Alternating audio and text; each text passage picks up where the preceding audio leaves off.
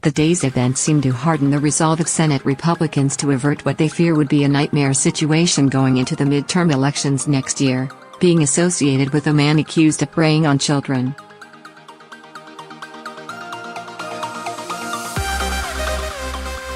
"It's drip by drip, cut by cut," said Senator Richard C. Shelby, Alabama's senior lawmaker.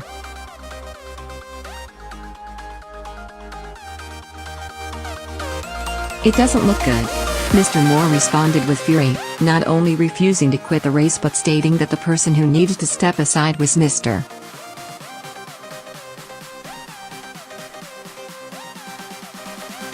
McConnell. "He has failed conservatives and must be replaced," said Mr. Moore in a statement, appending President Trump's trademark, #DrainTheSwamp.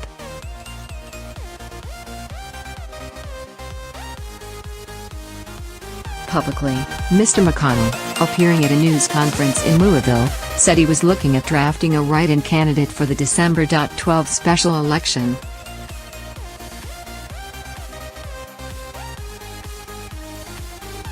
Privately, Mr. McConnell was doing more than merely looking.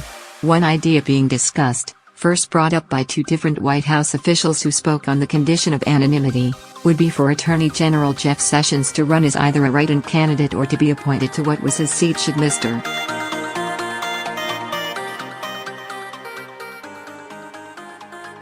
Moore win and be immediately removed from office. Mr. McConnell is supportive of the idea and discussed it on Monday in a telephone call with Vice President Mike Pence that was chiefly about the Republican tax overhaul proposal, according to party officials briefed on the call.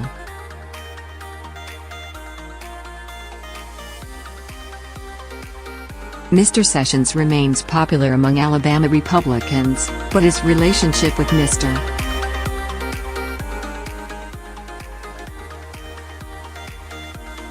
Trump has frayed since he recused himself from the investigation of the role that Russia played in last year's presidential campaign.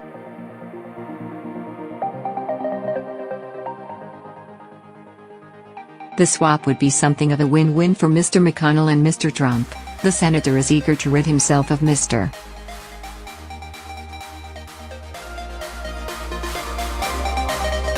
Moore, and the president has been open about his disappointment with Mr. Sessions. That they even discuss such a radical maneuver spoke to the desperate straits that Republicans find themselves in.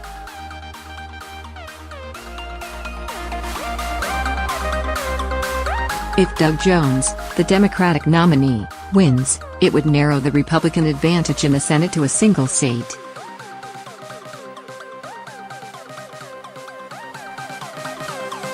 But Republicans increasingly believe that enduring such a narrow majority may be a price they are willing to pay if it means keeping Mr.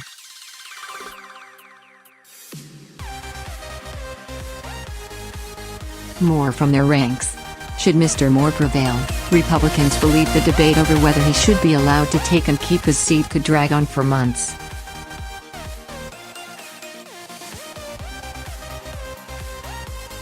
The Republicans' legislative agenda, including on taxes, already faces uncertain prospects and could be swallowed in a maelstrom of controversy around Mr.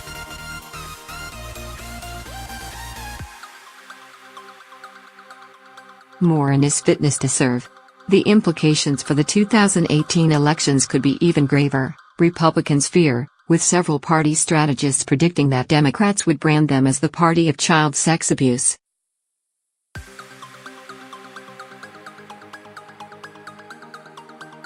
For their part, Alabama Republicans are warning of the perils of barring Mr. Moore from the Senate.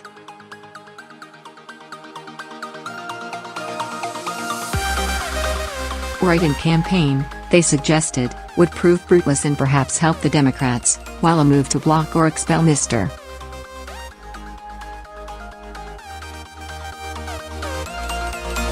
Moore would further poison the relationship between the Republican Party's leaders and its populist wing.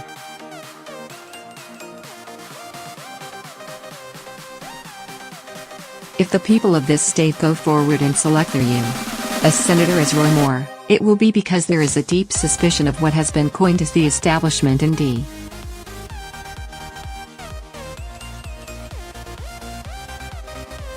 See, said State Senator Phil Williams, whose district includes Mr. Moore's home county.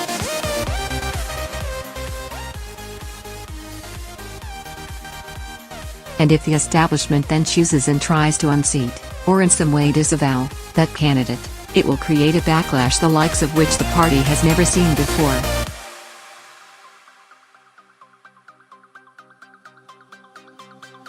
Democrats, who have been restrained about their prospects in such a conservative state, try to avoid inserting themselves into the Republican crossfire.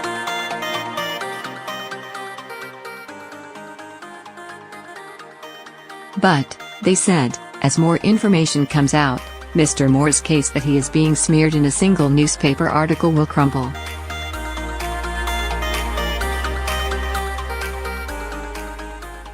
By Monday night, an article in The New Yorker asserted that Mr. Moore had been barred from the mall in his hometown, Gadsden, for bothering young women, a memory that many in the town said they shared, though no one has found direct evidence.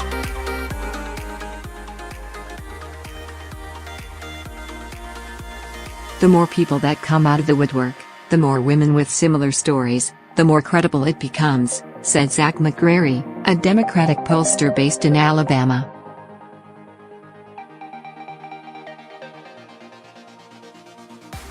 It's going to become easier to see through Roy Moore's non-denial denials.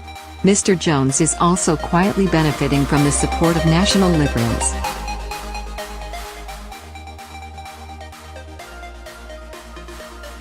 He is to be in Washington on Tuesday for a $500 per person cocktail reception partly sponsored by a raft of well-known Democrats, including Senator Kamala Harris of California and Cory Booker of New Jersey, according to an invitation circulating among Democratic lobbyists.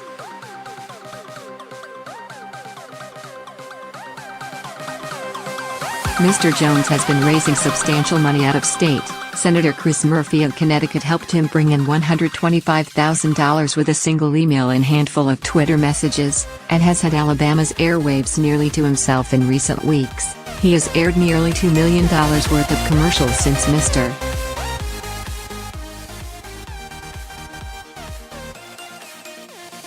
Moore won the nomination in September, while Mr. Moore has spent only about $300,000 on ads, according to strategists tracking the race.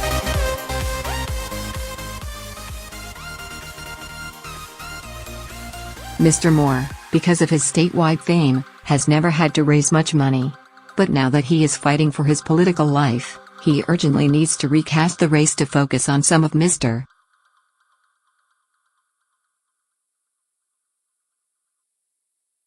Jones' liberal views on guns and abortion. But he may not have the money to mount any such assault, and, with his party leaders shunning him, it is not clear who will fill the gap.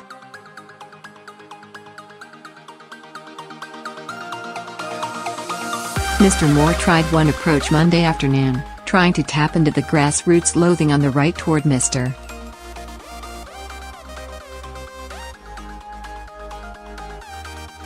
McConnell. Mitch McConnell's plot to destroy me, Mr. Moore wrote in the subject line of a fundraising email.